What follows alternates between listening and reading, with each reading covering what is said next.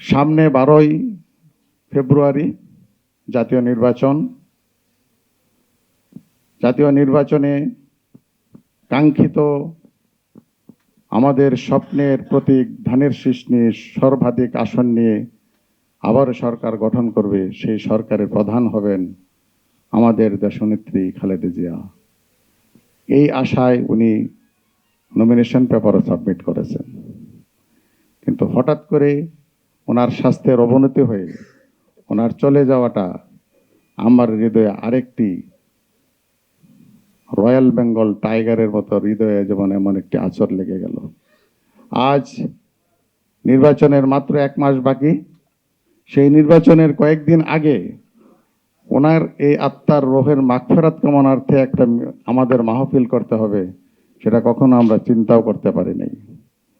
মৃত্যু যে কোনো সময় হবে, এটাই নির্ধারিত, কিন্তু কিছু কিছু মৃত্যুকে কোনো কোনো সময় মনে খুবই আঘাত দেয়। তার মধ্যে এই একটি মৃত্যু যা আমাদের হৃদয়ে সত্যি অনেক কালো অন্ধকারের ছায়া নেমে গেছে। আমি আজ বক্তব্য দীর্ঘায়িত করব না, আমি শুধু আমার অভিব্যক্তিটুকু, আমার কষ্টের জায়গাটুকু শুধু আপনাদেরকে অনুধাবন করার জন্য এই এতটুকু কথা বললাম।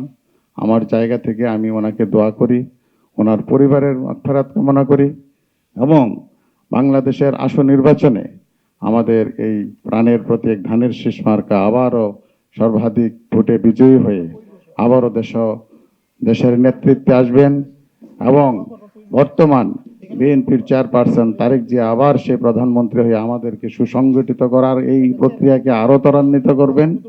বাংলাদেশকে একটি নতুন বাংলাদেশ হিসেবে উপহার দেবেন, যে বাংলাদেশে কোনো হানাহানি থাকবে না, কোনো গুম খুম থাকবে না, যেখানে সবাই আমরা মাথা উঁচু করে বাঙালি জাতি হিসাবে, বাংলাদেশি জাতি হিসাবে যেমন আমরা মত প্রকাশ করতে পারি, চলতে পারি, সে আশাবাদ ব্যক্ত করি।